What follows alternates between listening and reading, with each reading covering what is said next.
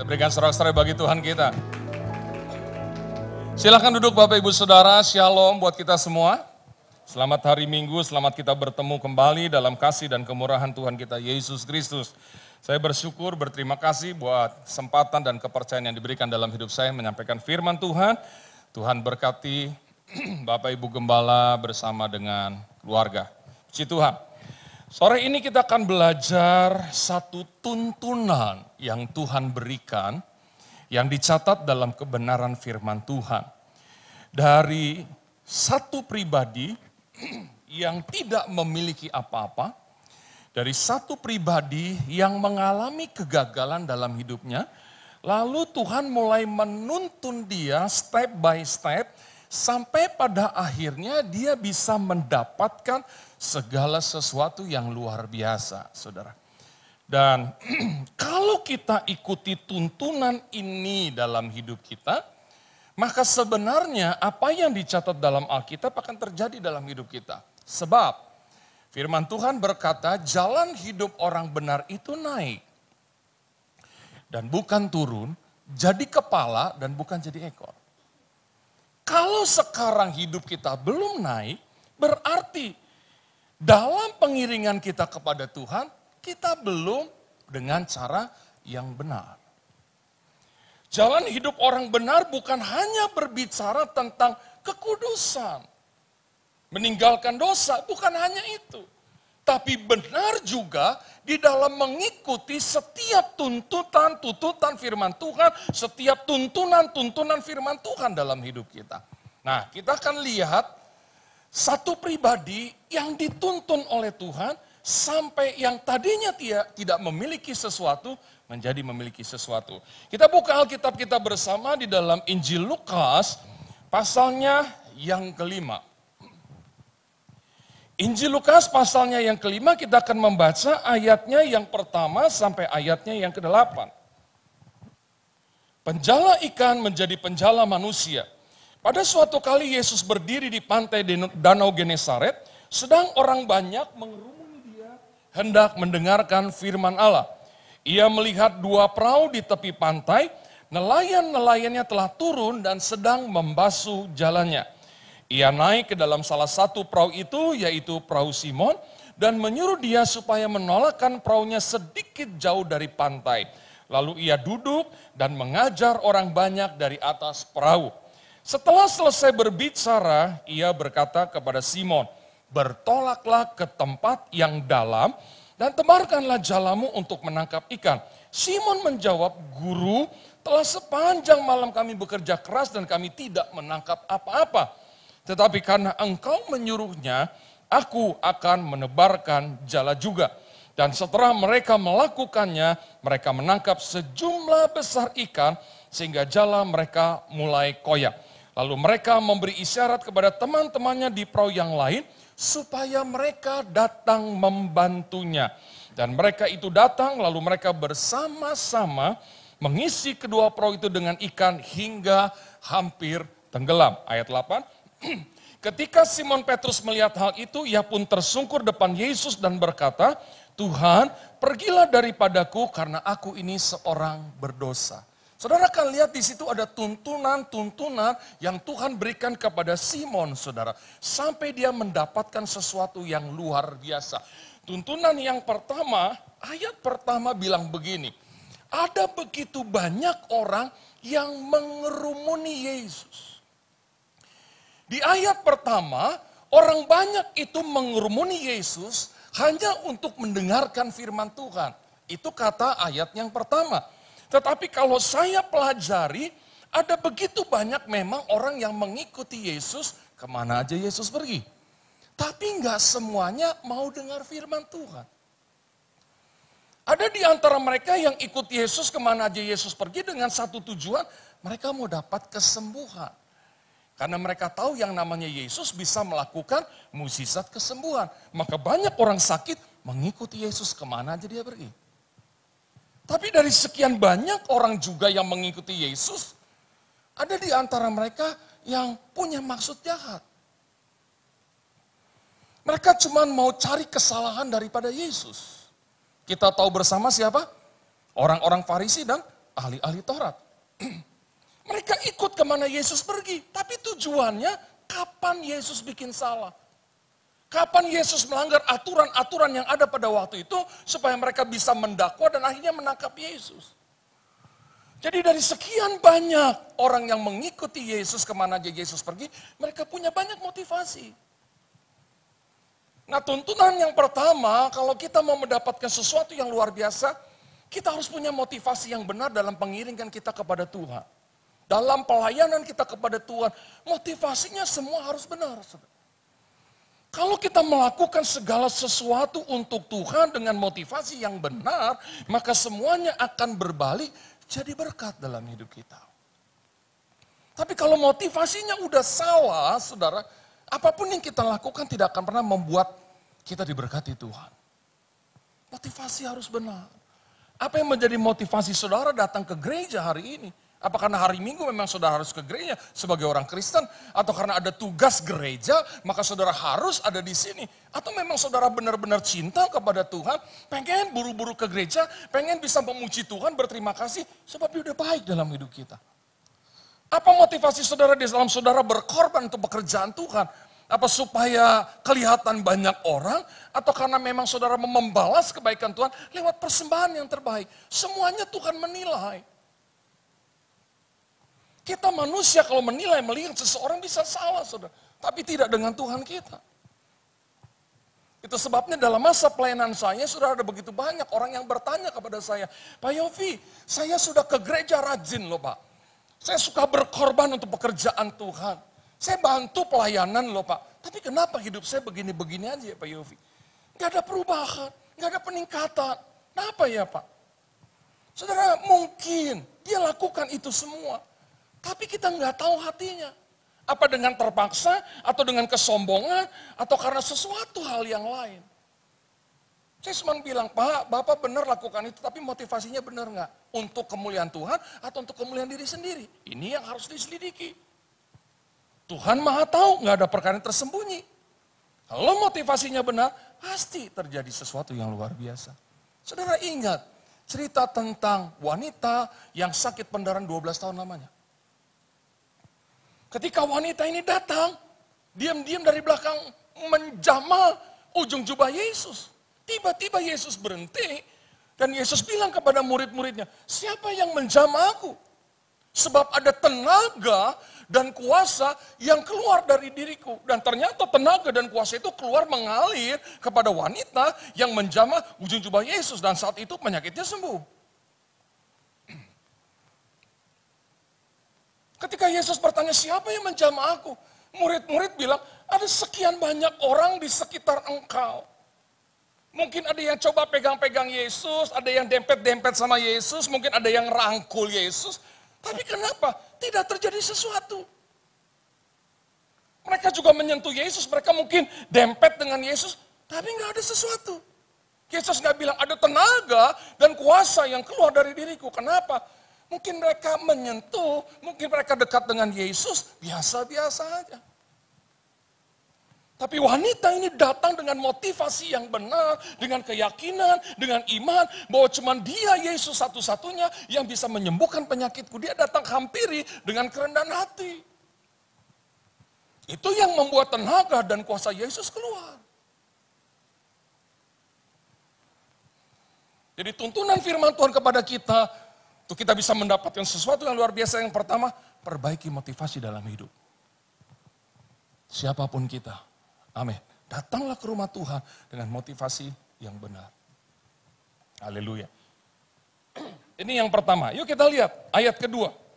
Ia melihat dua perahu di tepi pantai, nelayan-nelayannya telah turun dan sedang membasuh jalannya. Ayat 3, ia naik ke dalam salah satu perahu itu, yaitu perahu Simon, dan menyuruh dia supaya menolakkan perahunya sedikit jauh dari pantai.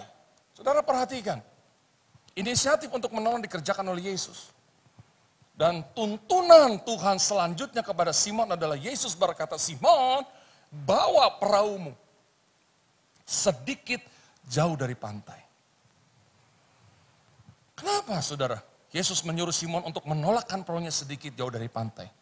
Selama Simon ada di pantai, dia tidak akan pernah mendapatkan sesuatu yang luar biasa. Maka Yesus menyuruh, tolakkan perahumu. Perahu bicara tentang kehidupan. Seorang nelayan kalau nggak punya perahu, dia nggak bisa hidup. Kalau dia nggak punya perahu, dia nggak bisa cari ikan. Kalau dia nggak dapat ikan, dia nggak bisa jual. Kalau dia nggak bisa jual ikan, dia nggak dapat duit untuk memenuhi kebutuhan hidup. Jadi perahu di sini bicara tentang hidup. Bawa perahumu sedikit jauh dari pantai. Jangan tinggal di pantai. Saudara tahu pantai? Pinggir laut. Pantai di sini bicara tentang keadaan yang tidak menentu. Sebab kalau air lautnya naik, pantainya jadi basah. Kalau air lautnya surut, pantainya jadi kering.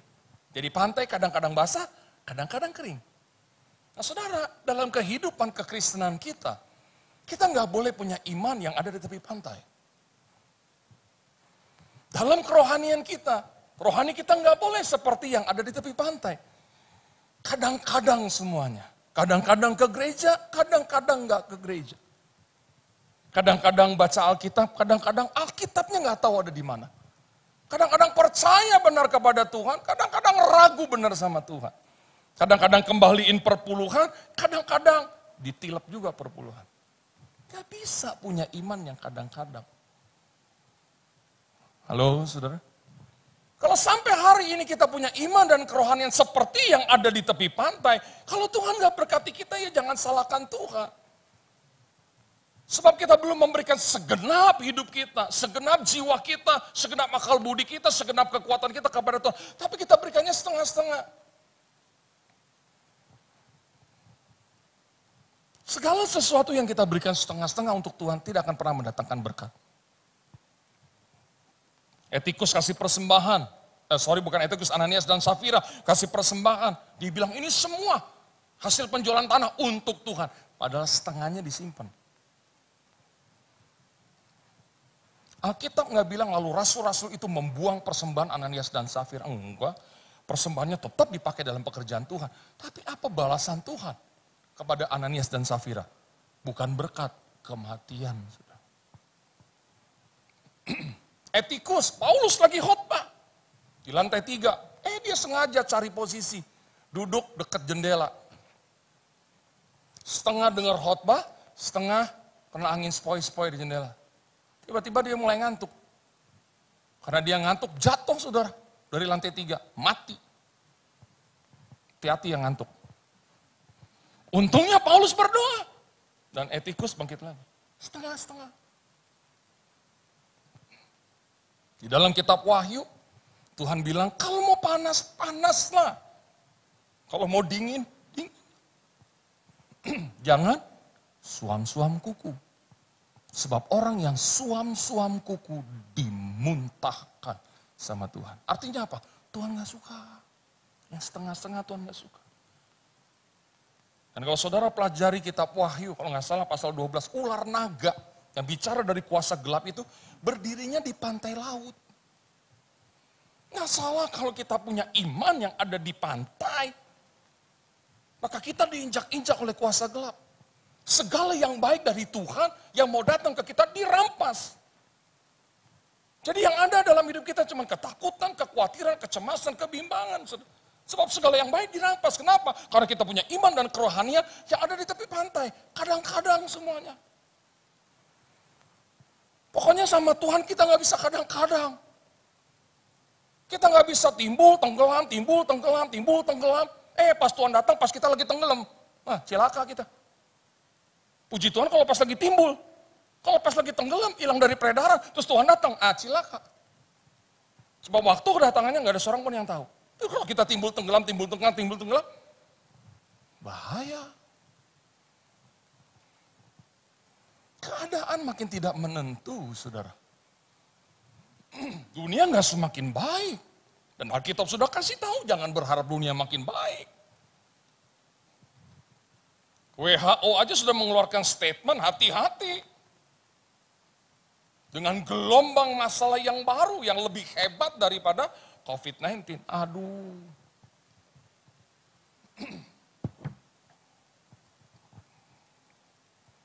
Ada satu kelurahan di mana gitu, teman saya cerita. Salah tulis. Jalan ditutup karena ada Corona 49, COVID 49. Kita 19 aja udah babak belur, gimana COVID 49? Lihat, gak semakin baik. Kita nggak usah pusing dengan keadaan yang tidak semakin baik, karena itu kebenaran firman Tuhan. Yang pasti kita harus semakin baik sama Tuhan. Itu yang harus terjadi dalam setiap kehidupan kita. Haleluya. Makin maju di dalam Tuhan. Makin setia sama Tuhan. Gak bisa setengah-setengah. Ukuran yang kamu pakai untuk mengukur akan diukurkan juga kepada kamu. Nanti kalau kita sungguh-sungguh memberikan hati kita sepenuhnya, ku berikan hatiku dan jiwaku, semuanya bagimu. Kita kasih semuanya nih ke Tuhan. Maka Tuhan juga maksimal dalam memberkati kita. Amin, saudara. Saya teringat kalau saya suka bawa rombongan pergi ke Israel, saudara. Saya selalu berusaha untuk minta naik pesawat Emirates. Dan kalau kita masuk pesawat Emirates, begitu masuk, kita nengok sebelah kiri, itu first class. Yang saya suka lihat, bangkunya keren banget. Kayaknya bisa sampai telentang tuh dalam perjalanan. Terus akhirnya belok kanan. Kanan kiri, business class. Juga keren kursinya. Karena saya bawa rombongan dengan tiket promo, maka saya dapatnya bagian belakang, kelas ekonomi. Kursinya beda. Fasilitasnya beda. Saya pernah diajak orang ke Bali untuk berdoa di sana. Dibeliin tiket bisnis kelas. Enak bener kursinya. Pertama kali saya naik bisnis kelas, semua tombol yang ada di kursi saya pencetin semua. Pengen tahu ini buat apa, ini pencet ini, kaki yang bergerak, ini buat kaki. Pencet ini, bagian punggungnya yang turun, gini. Saya minta minum berapa kali dikasih. Makanannya enak, saudara. Ada buah-buahan, beda sama di ekonomi. Tapi tiket untuk bisnis kelas lebih mahal dari ekonomi. Dalam hati sayang, kenapa cuma ke Bali yang sama 1,5 jam. Misalnya beliin tiket saya waktu ke Israel, ke Dubai gitu yang 7 jam, enak banget kan gitu. Nah pelayanan kita, apa yang kita lakukan untuk Tuhan, coba. Apa yang Tuhan sudah berikan kepada kita? Kalau saudara berani membayar harga dengan mahal, saudara dapat fasilitas first class. Kalau saudara nggak berani bayar mahal, sedikit berkurang, bisnis kelas. Tapi kalau saudara nggak mau berani bayar harga yang lebih mahal sedikit, ya dapatnya kelas ekonomi. First class, bisnis kelas, ekonomi, fasilitasnya beda, pelayanannya juga beda. Ini maksud firman Tuhan, ukuran yang kamu pakai untuk mengukur, akan diukurkan juga kepada kamu. Coba lihat kehidupan kita sekarang dalam segala sesuatunya. Kita duduk di kelas mana? Dan semuanya itu sesuai dengan apa yang kita lakukan untuk Tuhan. Maka mari kita jadi umat Tuhan yang semakin sungguh-sungguh di dalam Tuhan. Amin, saudara. Amin. Lihat hidup kita. Apa kita biasa-biasa aja sama Tuhan? Atau luar biasa sama Tuhan? Jadi tuntunan yang kedua, kita nggak boleh punya iman yang setengah-setengah. Kita lanjut terus. Ayat 3. Lalu ia duduk dan mengajar orang banyak dari atas perahu. Ayat 4.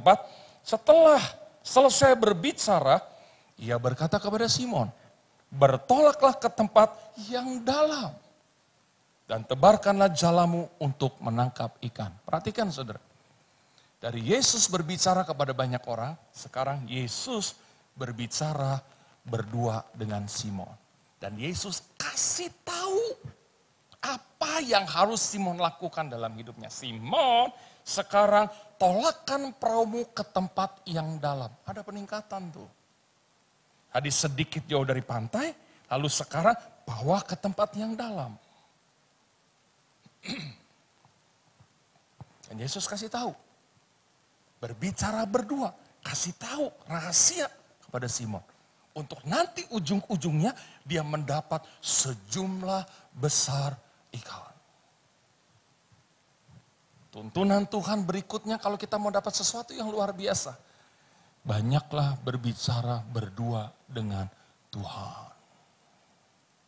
Kapan kita berbicara berdua dengan Tuhan? Waktu berdoa. Yesus pernah bilang kepada murid-muridnya ketika Yesus ajak mereka berdoa di Taman Getsemani. Diajak doa bareng, murid-murid tidur. Dan Yesus bilang apa? Tidak sanggupkah engkau berjaga-jaga dengan aku 1 jam aja? Pak, Bu, doa itu komunikasi 2 arah. Kita bisa ngomong sama Tuhan, dan kita bisa dengar suara Tuhan datang dalam hidup kita. Check and recheck hidup kita. Sudahkah kita memberikan waktu untuk kita berdoa kepada Tuhan? Saya percaya orang yang tidak suka berdoa adalah orang yang tidak pernah tahu efek hasil positif dari doa. Tapi kalau saudara sudah berdoa dan saudara sudah merasakan berkat, efek positif dari doa, maka saudara akan selamanya berdoa. Dan saudara tidak akan pernah jemu-jemu untuk berdoa. Amin, saudara.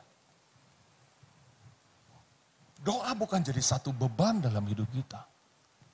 Doa bukan hanya pada waktu kita susah, sakit, kita teriak sama Tuhan. Enggak.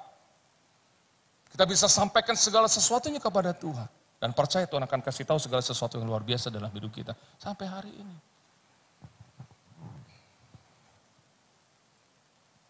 Dan betapa luar biasanya orang yang dekat dengan Tuhan. Tuhan kasih tahu semua. Satu waktu nih saudara. Teman-teman sekolah Alkitab angkatan 5 bikin reuni di Solo dan Jogja. Setelah kita reuni di Solo, kita pindah ke Jogja. Ada teman yang pelayanannya di Jogja. Dan dia ajak kami nih semua. Yuk kita ke candi, tapi bukan Candi Borobudur. Ada suatu candi yang jarang dikunjungi orang. Kalau nggak salah namanya Candi Sojiwan gitu. Oke kita ke sana, rombongan berapa mobil. Sampai di tempat parkir, Tuhan bilang sama saya dalam hati, doa dulu sebelum masuk candi. Doa dulu sebelum masuk candi. Tapi begitu saya turun, saya udah lihat teman-teman saya ada yang ke sana, ada yang nyewa payung karena panas, ada yang udah coba-coba masuk lari karena panas sudah. Ya Tuhan, telat, nggak bisa doa bareng nih, udah ada yang mulai masuk. Udahlah, biarin mereka kan hamba-hamba Tuhan juga. Udah masuk kita semua, wah foto sampai kita naik ke candinya. Saya juga foto di candi. Setelah itu tiba-tiba Tuhan bilang lagi, cepat turun dari candi. Cepat turun, cepat. Akhirnya saya keluar saudara, coba berusaha keluar. Tiba-tiba ada teman-teman saya lagi foto, ya foto. Udahlah kalian aja. Gue lewat dulu ya, saya lewat. Terus mulai masuk ke tangga, mau turun saudara. Tahu sendiri dong tangga di candi, batu semua. Dan cukup tinggi waktu itu saudara. Nah sampai di tengah-tengah itu karena saya ngelewatin teman saya lagi foto, Tuhan bilang lagi, berhenti dulu, stop. Saya berhenti, terus lihat pemandangan gitu. Tiba-tiba saudara, saya dengar ada istri teman saya teriak, aduh. Ternyata dia lupa kalau dia foto-foto, dia lupa dia sedang berdiri di tangga turun. Dia main melangkah aja saudara. Jadi dia kaget dan dia mulai nyusruk saudara. Karena dia teriak, saya nengok ke belakang dan saya langsung atur posisi karena saya tahu dia akan nabrak saya. Saya atur posisi, dia hantam saya, dia pegang, hampir saya jatuh saudara. Dan saya bilang begini, Tuhan, kalau Tuhan gak suruh saya duluan turun sampai di situ, patah-patah nih istri teman saya. Karena udah batu-batu dan curam, saudara. Dia akan gelinding sampai di bawah. Sampai suaminya bilang, thank you, aduh untung ada elu. Dalam hati, ya untung di elu, gue juga sakit badan ditabrak sama istri lu. Tapi kalau bukan Tuhan. Dan setelah itu saya turun ke bawah dan saya ambil posisi agak menjauh dari teman-teman saya dan saya berdoa dalam hati, Tuhan ampunin saya. Karena saya tidak menuruti apa yang kau bilang kepada saya. Untuk berdoa dulu sebelum masuk candi. Dan terima kasih Tuhan engkau masih tuntun saya. dan menyelamatkan istri dari teman saya. Aduh saudara, itu ceritanya udah beda kalau nggak ada saya. Nyusruk ke bawah. Kalau Tuhan nggak suruh saya stop di situ. Kalau Tuhan biar aja foto-foto terus kalian terus. Terus saya ada di belakang dia, saudara. Bukan di depan dia, habis dia. Bagi saya itu sesuatu yang luar biasa. Yang menuntun hidup saya. Cuman kadang-kadang kita seperti itu. Tuhan udah kasih tahu, nggak mau nurut. Sama nih kayak ayat selanjutnya. Yesus bilang sama Simon, sekarang tebar jala. Simon, saya tahu, guru, udah sepanjang malam. Kerja keras, gak dapat. Kenapa Simon jawab begitu? Karena memang dia nelayan profesional. Dia bukan nelayan kaleng-kaleng. Dia tahu bintang yang bagaimana ikan itu banyak. Dia tahu bulan yang bagaimana bentuknya yang membuat ikan itu banyak. Dia tahu posisi-posisi air yang bagaimana yang ikannya ngumpul. Dan semua tempat yang menurut pengalaman, menurut pengetahuan dia, udah dilempar semua. Jalannya di situ, nggak dapat.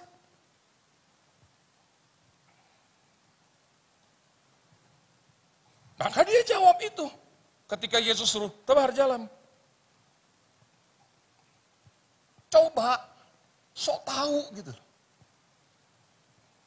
Kadang-kadang dalam bisnis usaha kita juga suka begitu. Gue udah biasa kok, udah banyak makan asam garam, gue tahu kok bisnis ini larinya kemana. Gue tahu kalau ada masalah mesti kemana. Lagi kita punya detail-detail di belakang, kita rasa hebat. No. Kadang-kadang banyak hal terjadi di hidup kita yang gak pernah kita pelajari di sekolah loh. Dan kita perlu Tuhan untuk bisa keluar dari setiap masalah yang kita hadapi yang membuat kita terkejut. Tapi untung Simon bilang, tapi karena engkau yang suruh. Dia percaya loh kepada Yesus. Padahal dia tahu gurunya gak punya pengalaman sebagai seorang nelayan. Tapi dia percaya, tapi karena engkau yang suruh, aku akan tebarkan jala juga. Dan saudara perhatikan di ayat 6. Dan setelah mereka melakukannya, mereka menangkap sejumlah besar ikan. Sehingga jala mereka mulai koyak. Saudara perhatikan ayat 6, kata dan setelah. Itu artinya cepat sekali. Setelah apa? Setelah mereka melakukan perintah Tuhan. Tuntunan berikutnya untuk kita dapat berkat yang luar biasa. Cepat lakukan firman Tuhan. Masuk nggak masuk akal firman Tuhan itu lakukan saja. Saudara. Semakin mustahil firman Tuhan untuk kita lakukan dalam hidup kita. Di balik itu berkatnya semakin gede.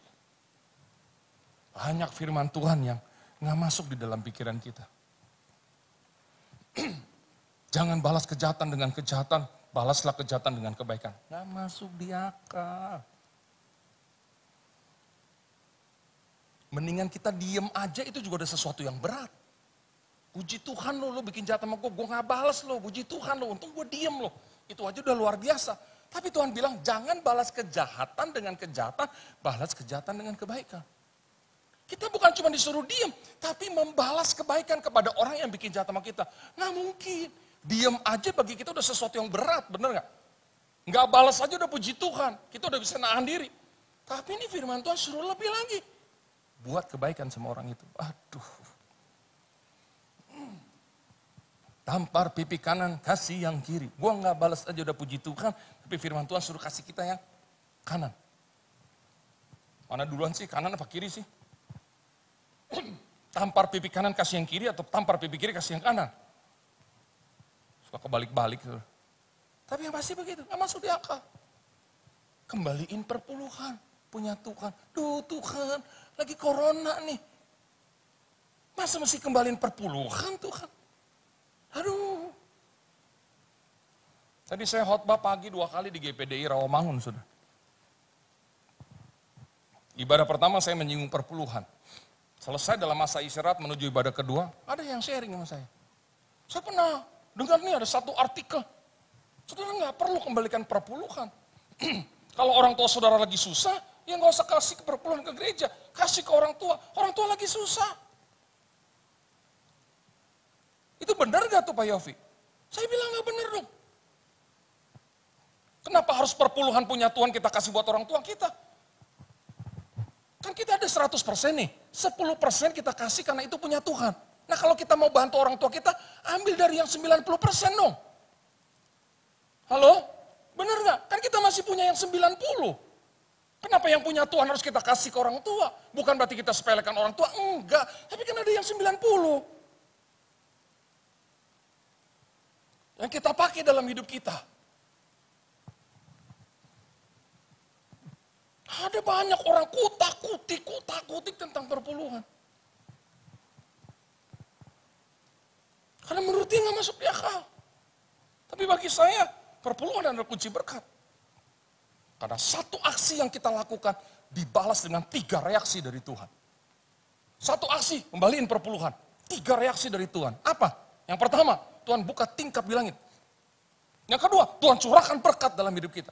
Yang ketiga, semua belalang, pelagak, pengirik, pelompat disingkirkan dalam hidup kita. Utuh berkat Tuhan dalam hidup kita. Belalang bicara tentang sesuatu yang akan menggerogoti segala yang baik dari Tuhan. Kekuatan, kesehatan, keuangan, jauhkan, aman kita. Bayangin saudara. Lakukan firman Tuhan, udah bagiannya Tuhan. Haleluya saudara. Kenapa ibadah jadi tegang begini? Ayo. Coba cek sampai hari ini saudara. Berapa banyak firman Tuhan yang udah kita dengar saudara. Mau offline, mau online, udah berapa banyak yang kita dengar. Mungkin dari lahir kita udah jadi orang Kristen. Coba waktu pulang gereja, berapa persen dari firman Tuhan yang kita terapkan dalam hidup kita? Coba. Apa kita mau ikutin setiap kebenaran firman Tuhan yang Tuhan katakan kepada kita dengan melakukannya step by step seperti hari ini, saudara? Udah belum?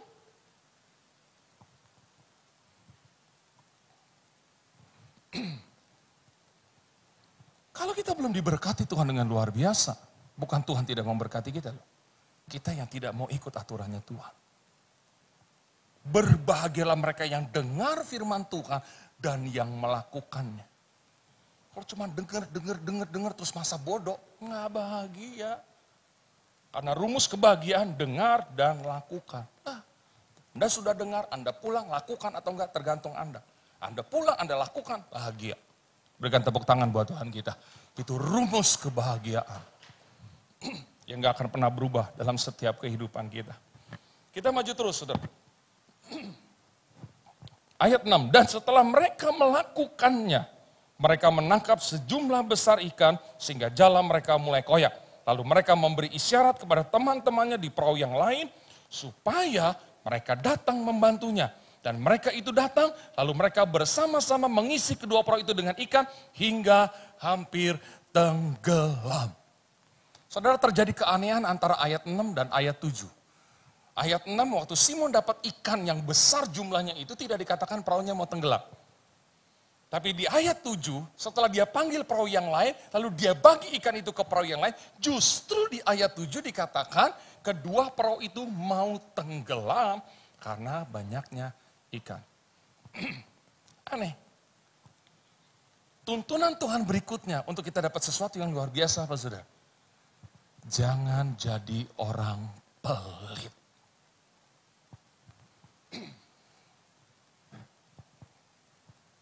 Jangan jadi orang pelit. Simon berbagi. Yang menurut matematika manusia. Kalau saya punya 100 ekor ikan, saya bagi sama Bapak Darwin 50 ekor. Ikan saya berkurang atau bertambah? Semua akan bilang berkurang menurut matematika manusia. Tapi tidak dengan hitungannya Tuhan. Justru kedua perahu ini mau tenggelam karena banyaknya ikan. Amsal 11 ayat 24 dan 25. Coba kita lihat Amsal 11 ayat 24 dan 25. Apa yang dikatakan oleh firman Tuhan di sana?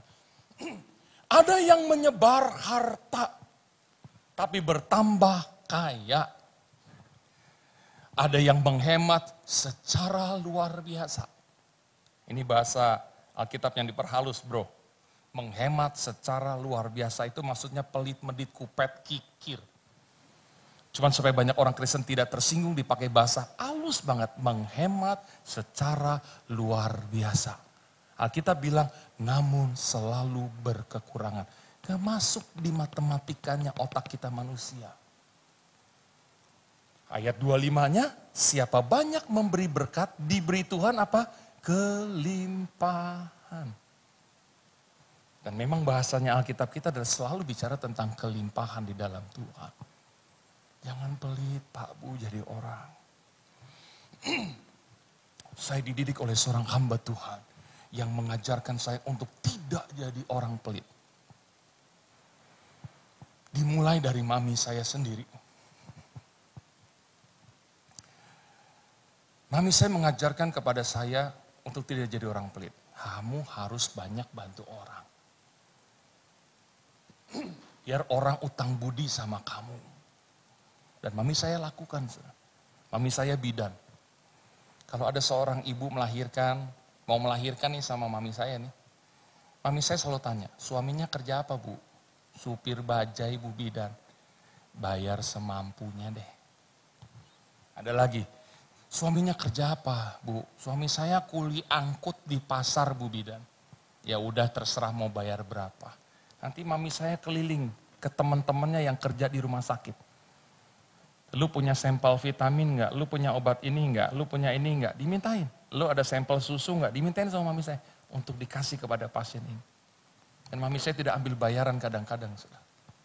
Saya belajar dari itu. Ditambah lagi waktu saya training jadi hamba Tuhan. Dididik oleh seorang hamba Tuhan yang mengajarkan saya untuk tidak pelit. Yofi, kalau kamu diajak makan sama pengusaha-pengusaha, kalau kamu bisa bayar, bayar duluan. Jangan mereka anggap hamba Tuhan maunya gratis. Kalau kamu bisa bayar, kamu bayar duluan. Kecuali kamu nggak bisa bayar, diem aja. Saya terapkan itu dalam hidup saya. Suatu waktu saya pergi dengan pengusaha-pengusaha showroom Yamaha. Ada yang manajer, ada pemilik dari showroom Yamaha. Dia punya 6 showroom. Makan nih saudara, ke puncak survei tempat. Waktu saya mau bayar, udah keduluan sama mereka. Aduh, telat. Tapi waktu turun dari puncak, mampir di satu tempat di pom bensin, mau minum teh poci sama pisang goreng. Di pom bensin yang pertama kalau saudara keluar dari Bogor. Itu ada pisang goreng enak. Nah begitu nyampe, saya udah tahu nih pada mau ngopi sama mau minum teh poci, sama makan pisang goreng. Saya udah ke kasir duluan, saya titip duit. Rombongan ini saya yang bayar. Udah makan, ada satu pengusaha mau bayar. Udah dibayar Pak, sama siapa? Itu sama bapak yang itu, dia tunjuk saya. Aduh, saudara-saudara kita dibayarin sama pendeta nih. Aduh Pak Yofi gak usah dong kita aja yang bayar. Enggak, masa berkat dari Tuhan buat bapak aja, buat saya gak ada. Udah sama-sama aja. Saya cuma bayar ujung-ujungnya 150.000. Saudara tahu besoknya ada salah satu yang ikut itu yang punya showroom 6 saudara. Telepon saya, Pak Yofi saya gak bisa tidur. Gak enak saya dibayarin sama pendeta. Minta tolong kirim dong nomor rekening. Pak Bu kalau ada orang minta tolong seperti itu Anda tolongin atau enggak? Oh, saya tolongin saudara. Udah. Dan berapa dia transfer? Pak untuk ganti minum teh sama pisang goreng ya Pak, sorry nggak seberapa. Dia kirimnya 1.500.000. Saya pikir saya mau bawa rombongan siapa makan pisang goreng 1.500.000. Di mata Tuhan, saya benar sebagai hamba Tuhan, di mata pengusaha itu saya juga benar.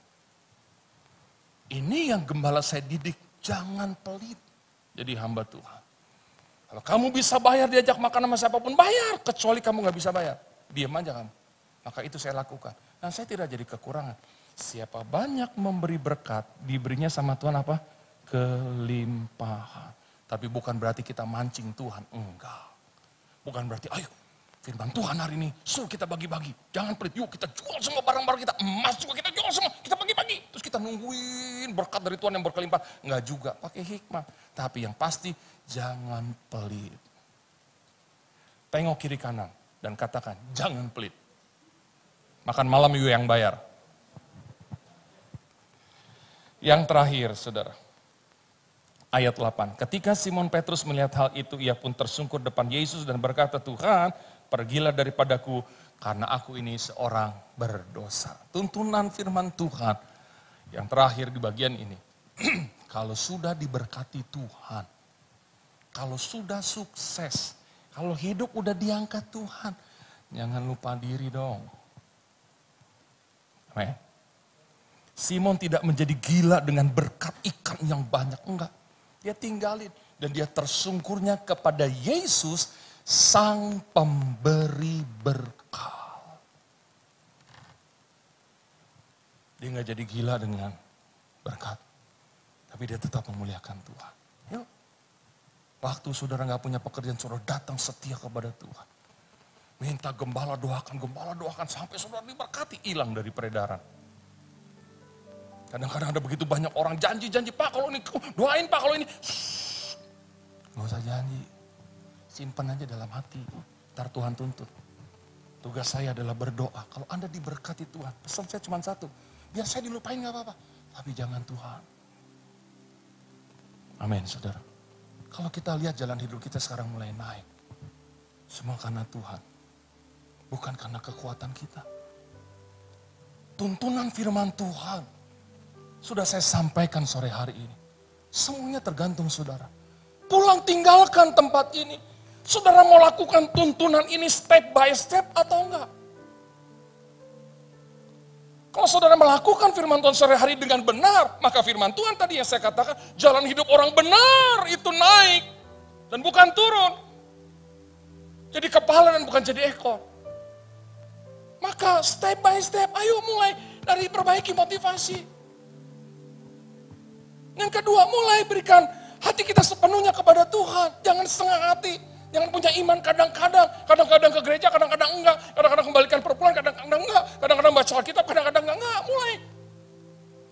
Semuanya kita kasih. Kasihlah Tuhan Allahmu dengan segenap hatimu, segenap jiwamu, akal budimu, dan kekuatanmu.